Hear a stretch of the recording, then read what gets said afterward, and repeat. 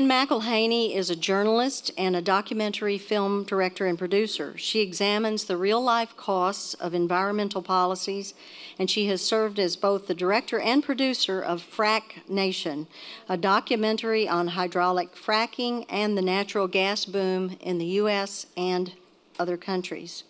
She has also produced and directed films showing the devastating effects and inaccuracies of the global warming hysteria.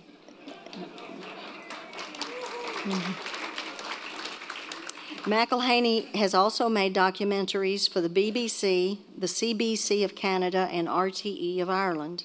She is a regular contributor on an array of programs, including CNN, Fox News, ABC, the BBC, and others in Canada, Australia, and Ireland. She's in great demand as a speaker, and we are so fortunate to have her. Please welcome the one, the only, Anne McElhinney.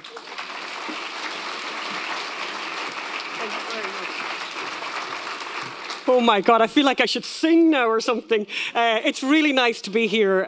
Thank you very much for inviting me. Now, let's see how the technology is going here. I've got the iPad. Do we love the iPad?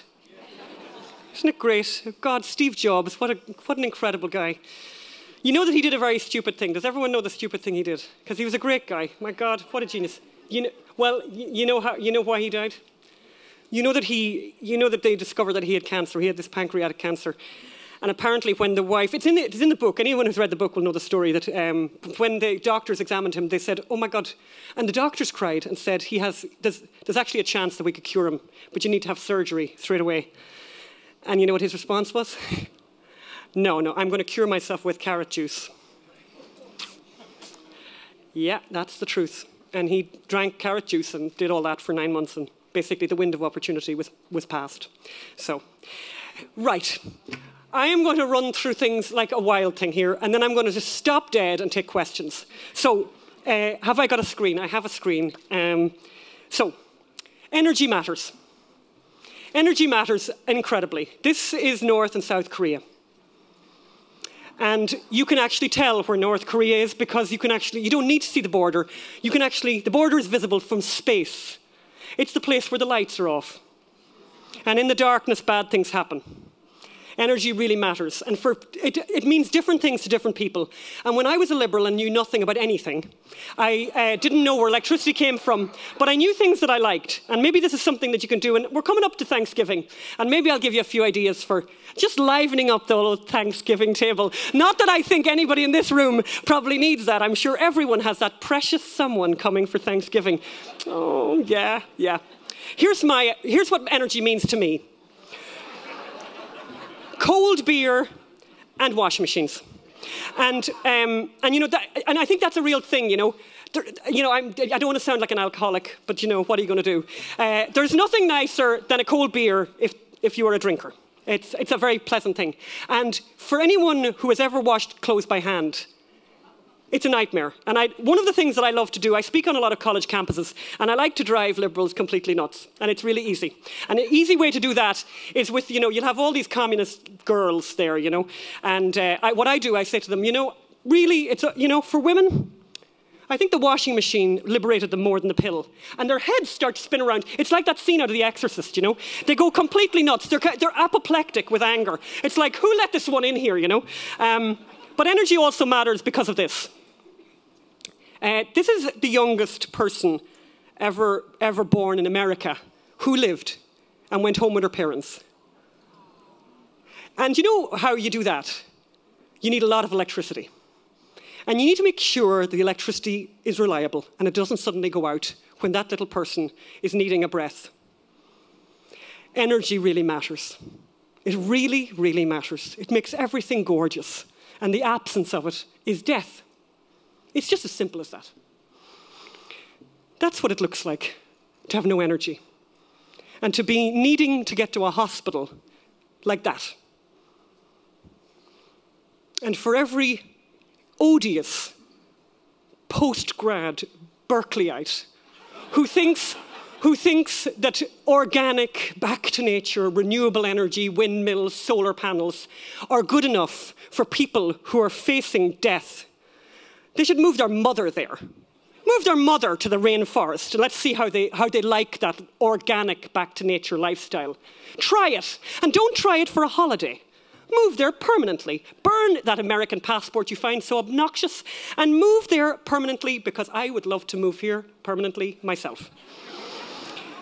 And any woman, as I said here, who has done washing by hand, one of the things I've noticed as I travel around the world, one of the things I think is an extraordinary waste of a woman's talent and the cocktail hour is to have to wash clothes by hand.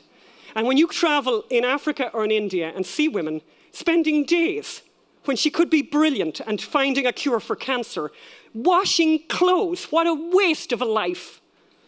We should shut up anyone who thinks renewable energy is a great idea. I'm going to go through the facts of life. They've asked me about lessons from the debate about fracking, and I'm going to give you a ton of lessons. And the main lesson I've got, not just from the debate about fracking, but from the debate about environmentalism in general, is that nothing that environmentalists say is it's not what it is. The things they say that matter to them are not the things that matter to them. They're anti-American and they're anti-capitalist. That's all it is. That's all it is, the beginning and the end of it. And I'm going to prove it to you in case you think I've completely lost my reason. So here's kind of the energy mix, and it's changing all the time. And for those of you in the know, the natural gas bit's getting bigger all the time, right? But let's just run through this. Environmentalists say that they love renewable energy. This is a huge lie. And again, I can prove it to you. There are two forms of renewable energy that work. Hydroelectric and I'm doing prizes today, by the way. So what's the other one that works? A renewable energy that works. Good. Who? Wood. Somebody said wood. We have a winner here in the front. Prizes will be given out later. Wood works and hydroelectric works. And guess who doesn't like wood and hydroelectric? Winners, all winners here. I don't have enough DVDs to give to all of you, so we're going to have to identify winners here and be very careful about that. So they don't like the two renewable sources that work. So they don't like renewable energy. By the way, the reason they don't like hydroelectric is they say that it's unnatural. Who in their right mind wants a natural life? What lunatic out there wants a natural life? My father had a hip replacement at 91. That wasn't very organic. And my God, he has no pain. Who's for pain? Anyone for pain here? And as for natural, anthrax is natural. Anthrax. Anyone here like anthrax? Cancer is also natural. Anyone for cancer? Anyone for cancer? Funny that. So my big prayer in life is that my life could be as unnatural as possible. That's the big thing.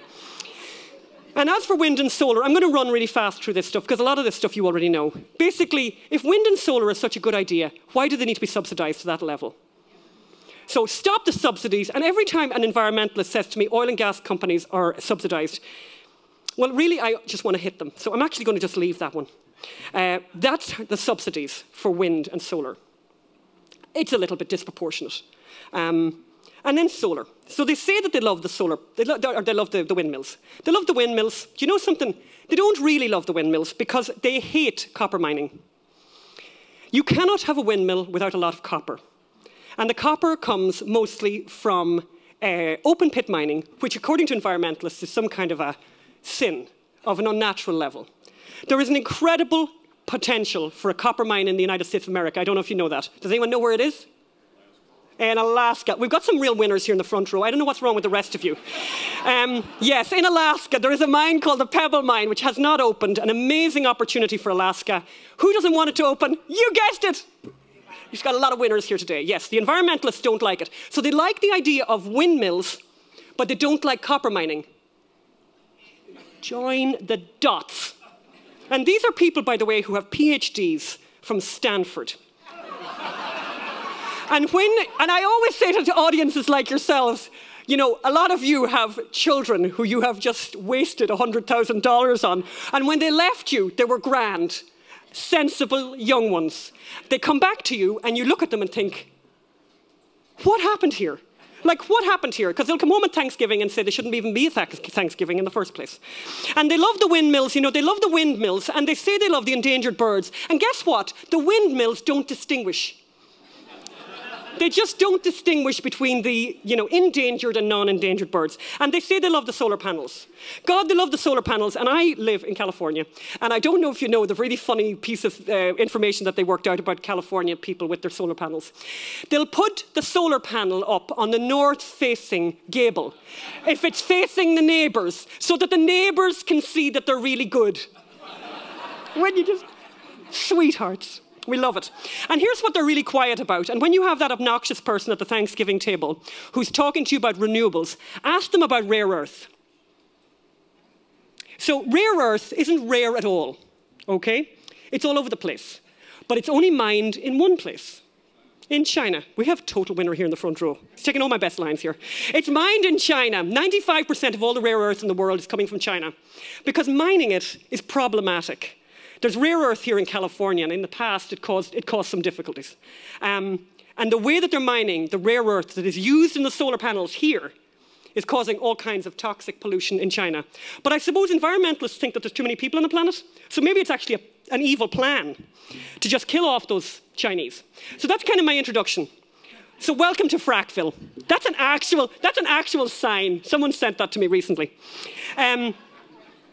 I'm going to presume you know nothing, even though there's some smart asses here in the front row, right?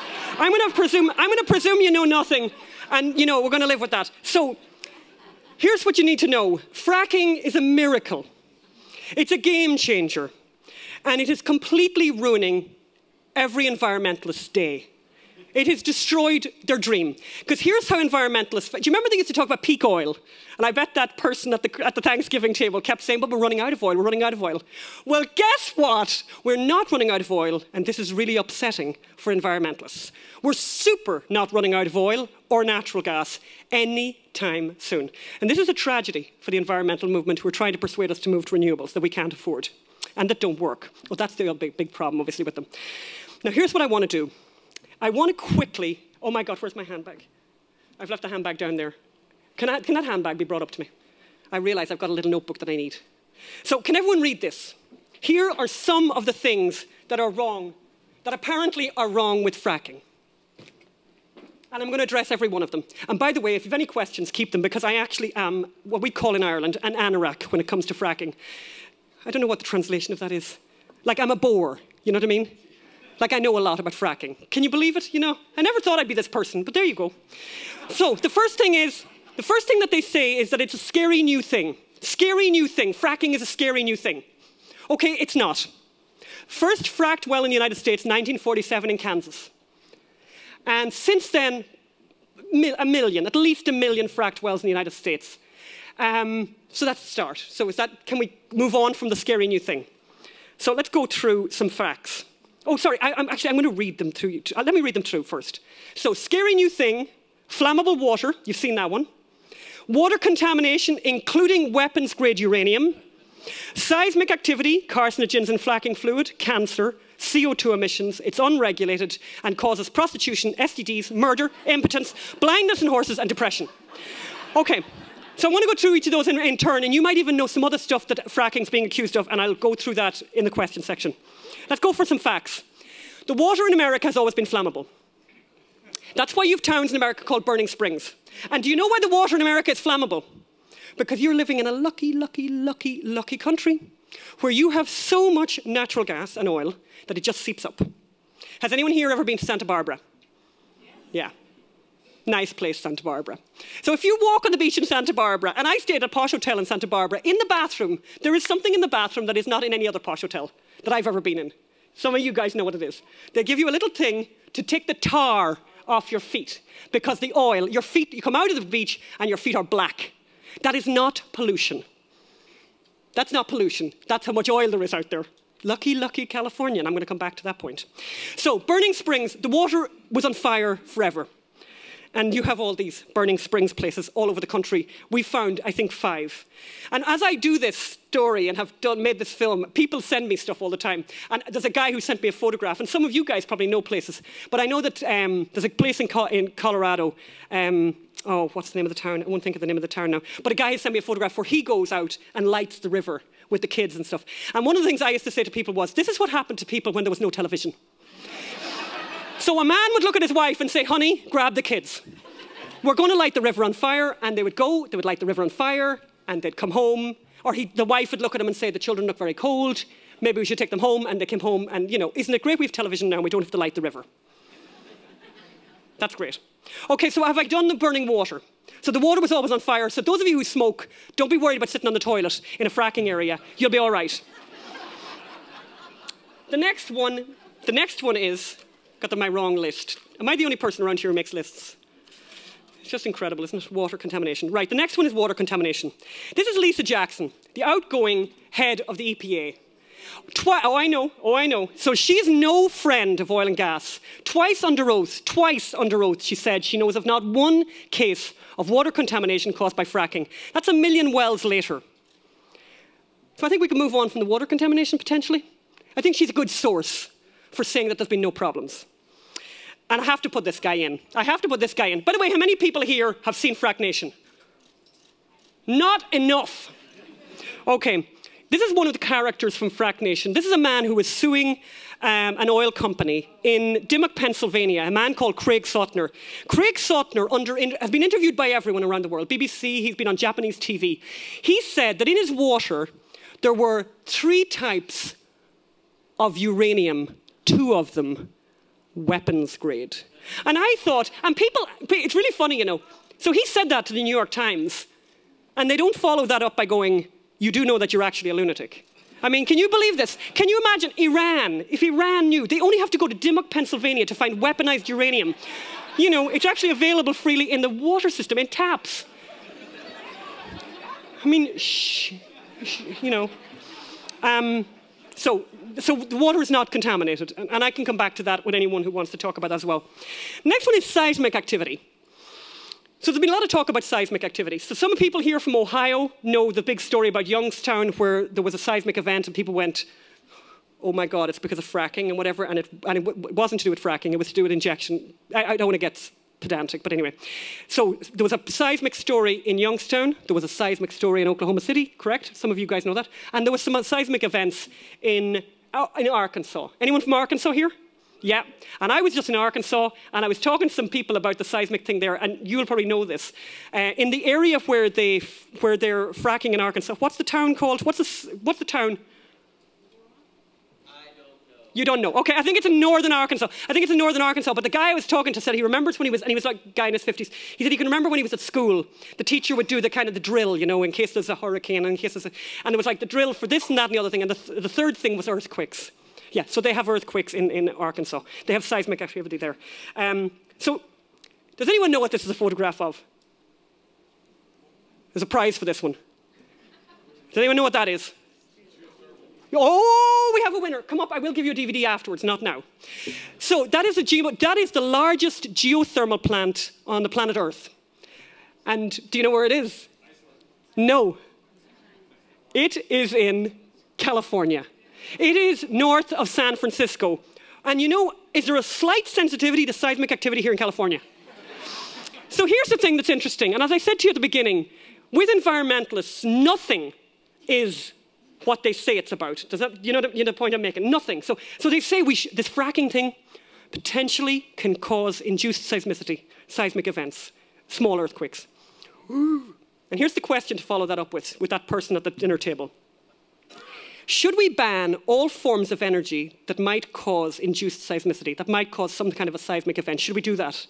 And bring them in, come on, bring them in, and then drop them in it and tell them that the largest geothermal plant on the planet Earth, the geysers in Northern California, causes constant earthquakes. And have you heard Greenpeace talk about that? Have you heard the Sierra Club talking about that? God, they're quiet about that. So seismic activity obviously is not an issue for them. Do you understand? See the way this works? Nothing is what they say it's about. What's next? Oh, and by the way, just to prove my point. So there's the seismic information from the geysers. And if you can see the green interrupted line. The green interrupted line is seismic events, and the red is the geothermal production. Does everyone see that? And so basically they've constant, and by the way, up to what's that measure called in earthquakes? What's the measure called? Richter scale, up to 4 in the Richter scale. Up to 4 in the Richter scale, which, by the way, is pretty significant. pretty significant. What you have ever experienced from any fracking has been very, very minor. It's been like a truck going past the house. And it doesn't, and anyway, it's not what they say it's about. The next thing that they say is about, oh, and I've got this in the wrong order. Anyway, that's going to be kind of funny. Look at that, and I'll come back to it. I'll come back to it. Actually, I won't come back to it. I will come back to it, yeah. So that's the seismic thing. I'm going to leave the seismic thing, and we can come back to that again with questions if you have them. The next thing they talk about is yeah, I really have this the wrong way around. So I'm going to just, yeah. Oh, no, actually, I'm quite good. The next thing they talk about is carcinogens in the fracking fluid. Environmentalists are very clever. They know the triggers that really upset us. And now I'm going to get really serious. Cancer is really serious. It's not funny at all.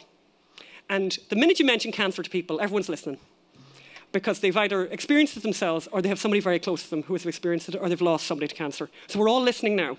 This is why they're very clever. So they talk about carcinogens, and everyone starts to panic. Carcinogens. Well, here's the bad news. There are carcinogens in everything. There are carcinogens in cabbage. Here's some of them. These are all part of cabbage. Basically, you know, the bad news is that living is carcinogenic. The amount of fracking fluid, in the fracking fluid, so there's this fracking fluid, oh my God, I suppose I should go back. To do a frack job, so what they do is they drill down to get oil or natural gas, okay? And what they do at the bottom is they then push at a huge, huge pressure, water and sand and a tiny amount of chemicals, the kind of chemicals you find in ice cream, to keep open the cracks. So down below, it creates these cracks. And out of the cracks is where the oil and natural gas comes, out of shale rock, which is a very tight formation. The thing that's happened that's new is in the past, they drilled down, straight down. What they're doing now is they're doing out, down, and over. The bendy straw, basically. And so from one site, they can capture an enormous amount of area. And here's the bit that I think is amazing. I think all of this is amazing, by the way, for any of you who are about to nod off. The frack job itself lasts for about 2 or 3 days. Okay, and then it's done. That's the end of the fracking. Guess how long the natural gas and oil comes up for? You can't answer this now, whoever you are. This guy can't answer. How long does the oil and natural gas come up for? All right, some of you, all right, these are very smart, this crowd. Yeah, okay, 20 or 30 years. For me, this is incredible, right? You know, it's pretty great. And by the way, it's seriously great if you have mineral rights. Whoa, it's like, yeah, okay, no, right. Okay, so there are carcinogens in everything. It's about the amount. And the carcinogens, the chemicals basically, that are in fracking fluid are things that we find under the kitchen sink. Things that we use for detergents, because basically they need a lubricant to keep the cracks open so the stuff keeps coming out. I hope that's somehow sensible. I'm moving forward fast, but I will come back to things. As I said, the cancer issue is very serious. This guy is called Josh Fox. He made a documentary called Gasland. Which is the big anti-fracking documentary. It was nominated for an Oscar. He's made 2 of them now. He's made Gasland 1 and Gasland 2. And between making Gasland 1 and Gasland 2, he made a short documentary called The Sky is Pink, in which he said that in the Barnett Shale area, which is a big shale area around Fort Worth, Texas, he said, this is what he said in his documentary. And it's incredible, you know, it's just incredible, the world we live in. But anyway, this guy, this genius here said that everywhere in America, cancer rates have gone down, which of course is true. Cancer rates have gone down because, you know, we're very healthy and we're, you know, taking great care of ourselves and all kinds of reasons.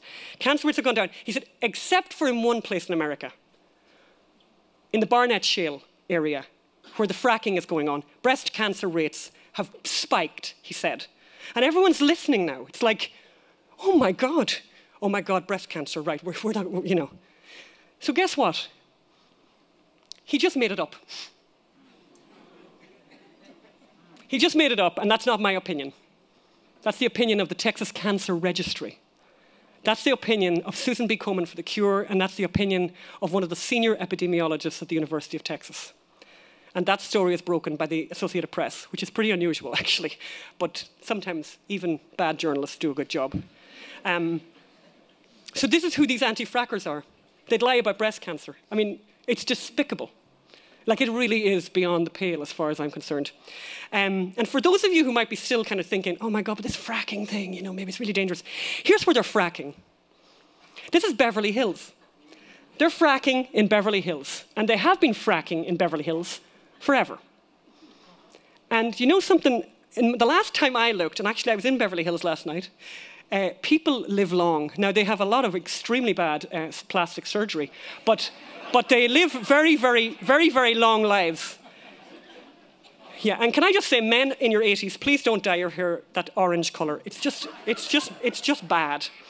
So another thing that they talk about is CO2 emissions, because one of the things environmentalists are very worried about is CO2 emissions, CO2 emissions, because, oh my God, and climate change and all that, yeah?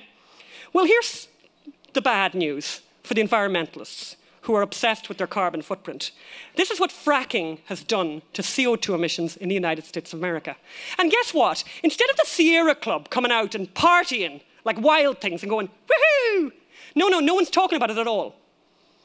So things are not, do you understand the kind of point I'm trying to make here? Things are never what they say they're about. If it was about CO2 emissions, there should be a party now. But there isn't.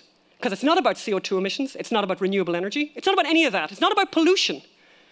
It's just about the fact that they hate oil and gas companies. And I'll get on to why. The other thing that they say is that there is no regulation on oil and gas. And for those of you who don't know, and I can't believe this, I'm from Ireland, for God's sake, and I'm telling you this stuff, but there you go. Isn't that funny, the way life goes? In case you don't know this, oil and natural gas drilling for always in America has been regulated at a state level. At a state level, not federally. Now, the big pressure from the environmentalists and the EPA is to go federal. This is a really, really, really bad idea. And the reason it's a really, really bad idea is that Pennsylvania is not like North Dakota. Not even slightly like North Dakota. In Pennsylvania, the shale rock where they're fracking is 1 mile under the ground. In North Dakota, it's 2 miles under the ground. That's a start. And the Monterey Shale here in California is altogether different than the other shales, and will need, and I think there's somebody here who possibly knows more about this than me, but the Monterey Shale is going to need a little bit of thinking, a lot of engineering, and by the way, there's plenty of that around here. Now, I'm going to do something that's going to be, just stay with me on this, yeah? I'm going to make a really good point. Well, we're going to ask for group participation again here. I want you to identify someone, and I'm going to make I believe, a very important point here. Stay with me, yeah? Who is this? Shout it out. Put your hands up, and many people knew who that was. Cool enough. Put your hands down. Hold that one. Hold that thought. Who is that? Okay, you're an unusual audience. Okay, you're an unusual audience. Okay, you know who that is. Does anyone know where I'm going with this? So Jodi Arias is a girl who killed her boyfriend, and for those boys out there still dating, women are dangerous. And you are particularly vulnerable in the shower. So she murdered her boyfriend, she killed him, and then when he was dead, she kept on killing him. And they televised the court, her court case. They televised it, and we got to hear in incredible, excruciating detail, the details of her sex life, which, by the way, some people obviously enjoyed listening to and whatever. This guy, as you probably know, is the most prolific serial killer in American history that no one knows about. So no one knows who he is. And I'm making a point here. The people are sitting there, the Hillsdale are looking at me going, where is she going now? Trust me, hang on to your seats. That's the courtroom where Gosnell, his trial went on. Those seats were reserved for journalists. My husband went there, and obviously there was loads of seats. Okay, here's the point. You know this, but so Gosnell ran an abortion clinic. He allowed babies, fully formed babies. He would deliver them alive, and then he would kill them by snipping off their spinal cord with scissors. And there are photographs. And I can tell you where to find the photographs if you need that. I'm not going to show photographs here. Don't worry, anyone. Here's the interesting thing that happened. Hang on to your seats, because I think this is super important. Women died at his health clinic, yeah? I think three women died, yeah? Members of his staff complained about him and went to the health authorities in Pennsylvania to complain about him and say there's awful things going on there. And as we all know now, some of you certainly know, there were terrible things going on there. America doesn't know that, but you in this room know that. In 17 years, how often did the health department of Pennsylvania go in there and examine his premises. We've got a winner over here. You see the point I'm making through all of this? Things are not what they say they are. So environmentalists in Pennsylvania, for example, talk about, that fracking is a big thing in Pennsylvania, the Marcellus Shale. They're very worried about children. They're very worried about water. They're very worried about children. They're very worried about health. We're very worried about health. Shut up! They are not worried about health, and they are not worried about children. That man, for 17 years, I'm not even getting into abortion here. I'm not getting into that point. Leave that aside. That's another day's work. He killed people in a medical facility, and no one decided to go in there. And when the health department got the complaints about him, do you know what they did? They interviewed him in a hotel. They took him off-site to a hotel and were satisfied by his answers. The only reason we know about him is by a complete accident. And for those of you, anyone who is interested in this story, which I am super interested in the Gosnell story, read the grand jury testimony. But don't go there if you're not able for it. Do not go there if you're not able for it. It's online, it's a PDF. Things are not what people say they are. Do you understand the point I'm making? I know that was a bit of a kind of a, but I actually think it's an incredibly important point. Anyone who says to you, oh, we just care about the children, we just care about the water, we just care about health, shut up, you don't. Because the Department of Health in Pennsylvania made a decision. Women died. People died there. Now, if you were a woman running a nail salon, you have some Vietnamese woman who's just arrived to do a nail salon in Philadelphia. Oh my God, they'll be there every week going, what's this? I mean, anyone here, and by the way, and anyone here who is ever in the oil and gas business, and particularly in the contemporary setting, you try and frack a well in Pennsylvania, good God, the whole world and his mother is down there with notepads, measuring water, measuring this, measuring that, saying, and by the way, and obviously we're here in the home of the crazies. And I know a guy in Northern California who phoned me up like basically in tears, trying to do a big, massive construction job. And I don't even know which branch of government, I think the EPA or whatever turned up, some of you guys know this stuff, and said that, some toad or something in a puddle was mating. Or everything had to stop. But he's still paying by the hour for the workers. And somebody came and sat on a chair and watched these, whatever it was, mating. And Gosnell, 17 years. I want to keep saying it because I think it's really important. So people talk about regulation. They don't want regulation. Do you understand the point? It's just that they don't like oil and natural gas. Tell me about the time. We're good. We're good. Let's get into who these people are. So things are not what they say they are. Who are these people? Who are they? And I've spent quite a few years thinking about this, so I have some thoughts. So I'll tell you who they are. They watched too many episodes of Dallas when they were children. Right? In Ireland, nearly after going to Mass every Sunday, the next thing that we did as a family was watch Dallas. And my mother, God rest her soul, she I cannot describe how much she loved Dallas. And of course, who did she love most? JR. Everyone loved JR. And Cliff. Oh, she loved Cliff, the loser. She loved him. But people watched Dallas. And it's kind of a joke, but it's not. You know what I mean? This is where people are getting their information from. So who are they? They're people, first of all, who watch too many episodes of Dallas. They're also people who are litigious. You know the line, why did you rob the bank? Well, that's where the money is, right? So if you're living in a small village in Pennsylvania and some big oil company comes, it's like, well, that's where the money is. And if you are a person, by the way, and I just think it's so funny. By the way, I presume everyone in this room is super, super informed. This is an amazing country, America, and I find reasons to love it more every day. But and some of the things that some people in America don't even know why this country is so great. But anyway. This is the only country on the planet Earth where an individual can own mineral rights. And it's a game changer. It's a game changer. Because when an oil company wants to go and do a deal with you, they talk directly to you. They don't talk to the government, they talk to you. You do a deal. This whole thing with Obama, there's much more production of oil since he... No, there's not. It's all on private land. It's all on private lands, private deals. Oil companies and gas companies talking to individuals and saying to them, I got good news for you. But clearly in that, there are people who severed their mineral rights. Now, if I was a person who owned land in North Dakota and I had severed my mineral rights, I would be inconsolable.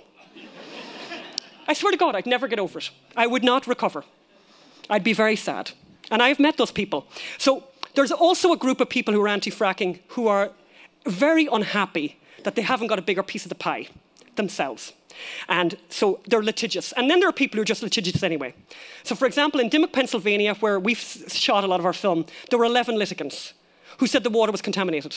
But then there were 1,500 other people who said the water here was always crap. So if you take 11 litigants out of 1,500, it's less than 1%. We made the film Frack Nation for the 99% whose story wasn't being told. Who else are they? They're these people who are going to come to your Thanksgiving dinner. How many people here have one of them coming for dinner? Okay, don't put your hands up for that one. There's no prizes for anyone who has some of those coming. So basically, you have these people who've spent a lot of time in university.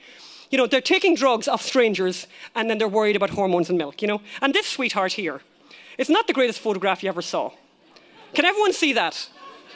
Can everyone see that? Isn't she a darling? So there she is, puffing away in the smoke, and she wants us to protect our water and health. Then there's also celebrities. Celebrities are a big problem, and they're all anti-fracking because they're all very, you know, very liberal, and they don't know where electricity comes from. But God, they love electricity. There are people like James Cameron, the maker of Avatar, who lives in not one, not two, but 3 houses in Malibu, and has a fabulous farm in Santa Barbara, and has said 2 years ago to the LA Times, we need to learn to live with less. And you know what I say to that? Do you know what I say to that? I say, I want his less. That's all I want. I just want his less. You know, and then you got people like, so Yoko Ono and her son, so that's John Lennon's son. They started this Artists Against Fracking. And you know what's worrisome about that is that they have a big megaphone. I mean, I love Jimmy Fallon. I really do. I think he's really funny. And he's anti-fracking. That's a problem, you know, because a lot of people like him. Lady Gaga. Some of you don't even know who this is. This woman has 30 million Twitter followers, and she thinks fracking is a really bad thing. In popular culture, the messages are getting out about fracking. This is a still from CSI. And for those of you who know the oil and gas business, you know, this is natural gas here. This is a fracking site. And this is them doing the, you know, gas company is evil story. Rizzoli and Isles and Dallas, both anti-fracking stories. And, you know, so basically all across the media, I don't know if you know that, you know, Netflix commissioned a program called, oh my God, it's just gone completely out of my head. What's it called? The series that they had with Kevin Spacey. Winner. Thank you so much. You see, you're a great audience here.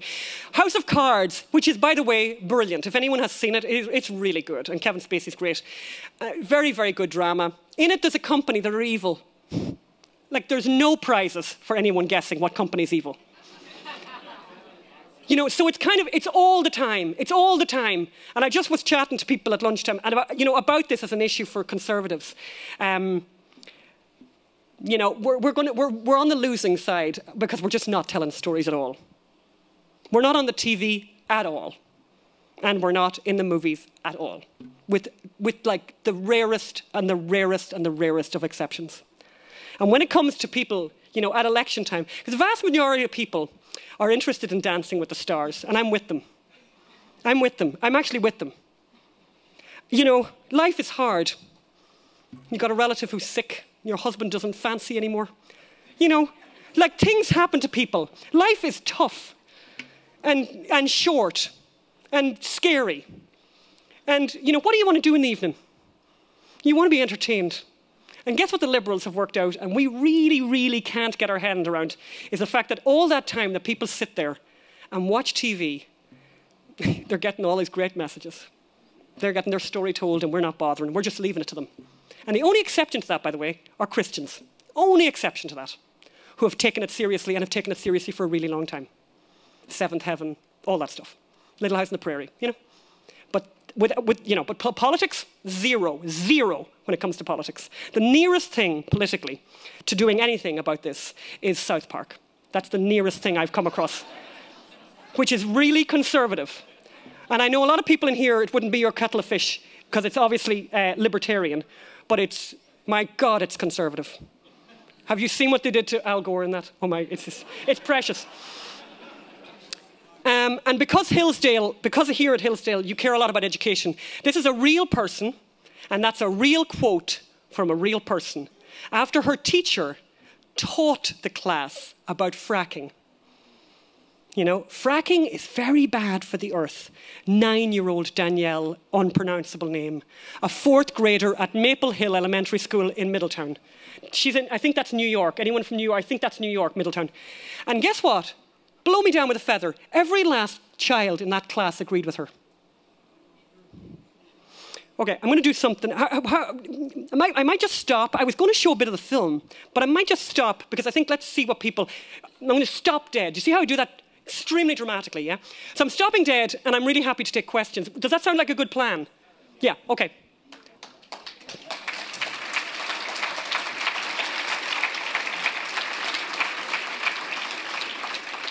Oh, I didn't mention the last one, which was, remember the prostitution, STDs and all that? The only one of those that's really true is depression. And that's people who don't own land with mineral rights. Okay. Yes, yes. First, thank you for a great film.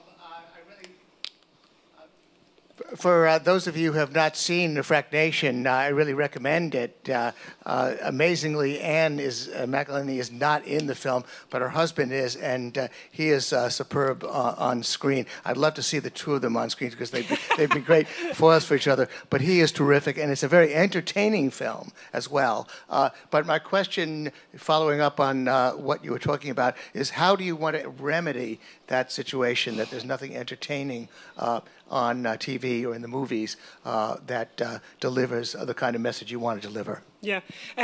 Well, I mean, you know, it's very funny. I mean, I just think, you know, Steve Jobs had that thing about following your dreams and, you know, you'll never be tired if you do the thing that you love. We have moved. My husband and I moved to Los Angeles. We moved basically to Hollywood because of this very reason and because of our clarity about this. And we've moved there to make movies. We're going to make movies. And you know, there is no end of stories. There's no end of stories. And we were chatting about this at lunchtime. And there's no end of these stories. I thought that was no, that's good. It's cool. There's no end of stories that we have. We have great stories. I mean, we as in conservatives, we have brilliant stories. I have brilliant stories. I make you laugh, make you cry. Brilliant stories. We just don't tell them. And there's no magic to this. None. It's all about money. It's just money. It's just money. And you know, this is the thing I was saying at lunchtime. You know, Democrats and Conservatives, and people say, you know, they spent around the same amount of money at the election time. It's nonsense. No. The Liberals have... No, they take it much more seriously than that. They're spending billions, tens of billions every year getting their message out. They take it very seriously. You know, have you seen Elysium? Elysium, you know? It's a big budget film. Probably $1 billion it's made now. It's Marxism. It's just Marxism. That's all it is. Avatar. Everyone on the planet Earth has seen it. Every person, every young person living in the developed world has seen that film. And it's pure Marxism. That's pure Marxism. And then just in case you didn't get enough Marxism, America's evil. America's evil. Nowhere else, just America. Only America. And mining. I mean, you know, anyway. Yeah, so I have moved to Los Angeles. But I actually, to be honest with you, I'm super depressed by the way politics is working right now. I'm really depressed at, you know, there's a sense of same old as far as I'm concerned. And as somebody who used to be a liberal and became a conservative, I'm not excited as I used to be. Andrew Breitbart was a great friend of mine and was a great hope for all of us. You know, because he was really cool, you know, and we're not cool. And he was really cool, and he went to Tulane, and what a great guy, you know. And everyone who came in contact with him was so excited, you know, and he had such a big heart. You know, it just broke in the end, really. So, you know, I just think my message would be, yeah, we need to spend money on entertainment. And the Liberals are doing it everywhere. They're doing short stories, you know, they're jazz, they're sending out, they're doing competitions for writers. It's everywhere. They're really generous with their money on supporting the arts. And there's nothing. We're doing nothing. Nothing. In fact, we're doing even worse than that. We're actually supporting liberal arts, if you know what I mean. So, for example, a ton of money and I make this joke, I've said this a lot, and actually one of these days I wish somebody would take me seriously about it. I think everywhere where oil and gas companies have given money to support the arts, like the Lincoln Center, the Getty, the Hammer Museum, they should have a great big giant derrick in the foyer. And as you're drinking, sipping your cocktail and spewing your spleen about America, they have a big thing saying, this is only possible because of oil and natural gas. God, I wish they'd do that. Because it's hilarious. All the money for the Lincoln Center, where'd the money come from? The Getty Museum is free. It's not free. Someone paid. And it's oil and gas money. And so we have this unrivaled museum, but nobody knows and no one's connecting the dots. You should get people should get their buck. They could get the money, get the value of the buck, if you know what I mean. And all these great families in America, I mean, that's another tragedy that I think is terrible. The Hammer Museum.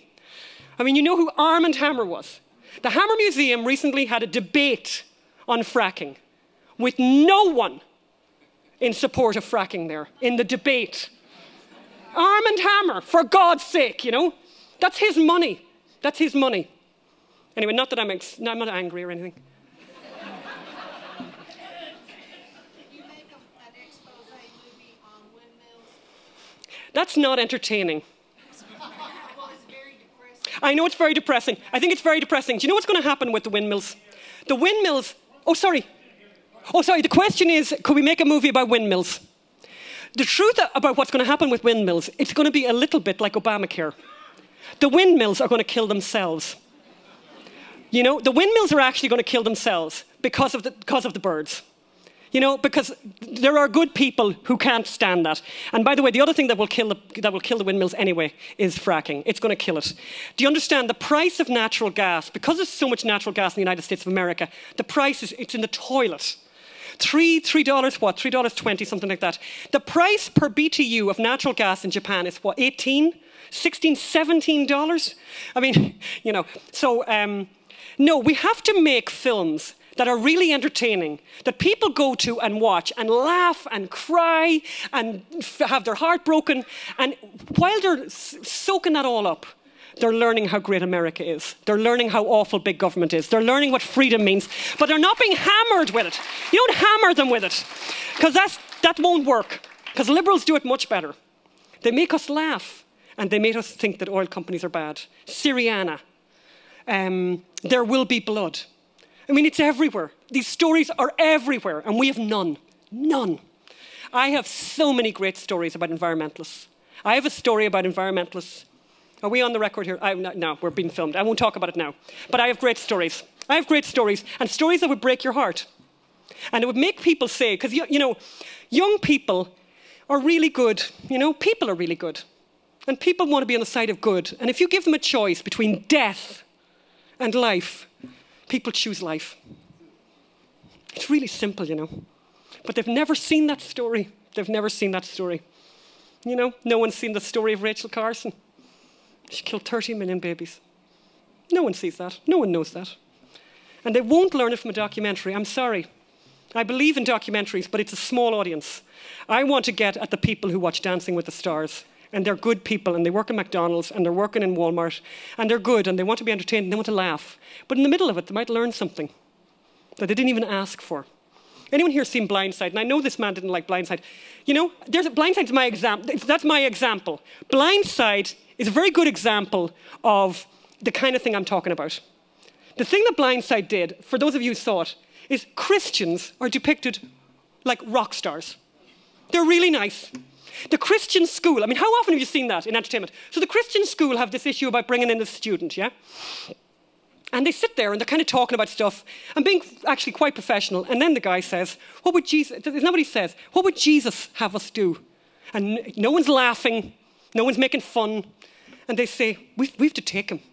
This is what we do. We're Christians, this is what we do. And I thought, yes, thank you. And the other thing that's interesting in that film is that the family who are really, you know, the good family or whatever, the man is a capitalist. He runs Taco Bells. He runs a bunch of Taco Bells. And he's a rock star. Like, he's a lovely guy. There's not even the slightest implication that he's not a lovely guy. How often have you seen that in a popular film where you laughed? You laughed. This can be done. This is easy. That stuff is easy. And by the way, Hollywood's full of talented writers. We have one writing a script right now. You know, these stories can be told. And anyone who has money, that's a thing for money. That's a place to put money. That's what I say. That's what I think. Sorry, questions? Anyone else for questions? Yeah. The current place where oil is being, or emissions, electric cars are lauded here in California, yet they're getting it from the grid, which is probably from a coal-fired plant somewhere. I'd love your comment on that, because if you have an electric car... You stole my line. Okay. You've just stolen my line. I hate this guy. You stole my line. I normally have a slide I show with an electric car, and I say one of my pleasures in life is looking at all the Prius owners around me and laughing. I'm laughing, thinking, my God, you're driving a coal-fired car. It's coal-powered fire. Okay? It's coal-powered. This is the idiocy. They don't know where the electricity comes from. They don't know where the electricity comes from. And you know something? Who thinks about that? Like, you know what I mean? Really, like, you know, who thinks about stuff like that? People don't. We should find ways of telling them where the stuff comes from. The stuff they love comes from. You know, one of the most depressing things I've ever done in my whole life was go to the Copenhagen Climate Conference. It was, I can't tell you, I mean, so seriously, I was so sad every day. And I'll tell you why I was sad, because it was full of young people. There was some crazy number of kids, like 40,000. Maybe you were there? Were you there? Like crazy number of young people there, maybe 30. Crazy number, like tens of thousands of young people, all the same age. India, from everywhere, from China, from everywhere, and they all spoke the exact same language, like the rhetoric. Oh my God, it was scary, and they're all there with computers, protesting mining. And I feel like, random acts of violence, you idiot. Where do you think the Apple computer came from? It's not from a tree, it's an apple, but it didn't come from a tree. You idiot. Where do you think the stuff came from? It came from an explosion in the ground. That's where everything came from. Things were either grown or blown out of the ground. Like washing machines were blown out of the ground, and hair straighteners. And immersion blenders, and the microwave. It's beautiful. Every one of those explosions, woo, great, The problem is if you don't know where stuff comes from, God, you're a mess. And most kids don't know where anything comes from. They don't know anything about where anything comes from. Was that anything to do with the question? Oh yeah, the car. Yeah, the Prius is powered by coal. You're 100% right. I hate electric cars. God, I hate electric cars. And by the way, the car is part of the American DNA. The car is a distinctly American thing for me. It's something about the American. It's the car. You do not separate the car. The American cannot be separated from his car. That's a relationship. They were kind of nearly born together. And it's the man or the woman and his car out on the road, the freeway. It's equivalent. So it's when they got rid of the horses, they had the car, and you do not mess with the man's car. Do not mess with the man's car. Leave the car alone. The bigger, the better. Big, massive, huge engines. And I would love to own a huge engine, massive truck. God, I want one of those. I want a massive truck, red. A red truck with a huge engine. I'll go out pursuing all those people in the Priuses. Okay, go on ahead. Any other questions, or should I shut up? Do I need to shut up? One more question and I have to hit the road. And I am going to give out prizes. Anyone who thinks they deserve a prize, I have about 8 DVDs, but only people who really won. Yes. I work for a think tank in Mississippi, so actually I have a think tanking question. But what state you mentioned that states regulate fracking, so what state is doing it the best, creating the best situation for entrepreneurs to come in and deregulating energy? Where should we look to for a model? That's a good question, actually, and I don't know how to answer that. Maybe places that have been doing it a long time are probably better at it than others. Like I think Texas is probably, they know what they're doing and have been at it a long time. Oklahoma, Wyoming. Yeah, I was about to say it, and I know you're there. Yeah, Wyoming. All those traditional places. They have great systems. And the standards are very particular to the place. It's incredibly important that the states know best. States themselves know best, and everyone needs to buzz off and stop trying to generalize and do things centrally. That's the death knell for all good things. God, Washington, D.C. I say to people, this is an amazing country. You have one hole, and that is Washington, D.C., which I hope I just never want to see it again. It is full of the most awful people. And by the way, and I mean on both sides, awful people, bad people, bad people. Look at bad people there. Bad people who charge $20 million in consulting fees a year and they know nothing about anything. Okay, I've got to go then. So, listen, let me say last things. So my name is McElhinney. The film is called Fracking. It can be bought online. You should buy multiple copies. It's an incredibly nice present, bar mitzvah, you know, christening, wedding, and particularly for that person in your life who drives you nuts. And as I said, there are a few people here, in fairness, where's the Gosnell guy? You know, those people who, you know, I have 8 DVDs, I think, and I would like to give them before I leave. So thanks a million. Thank you.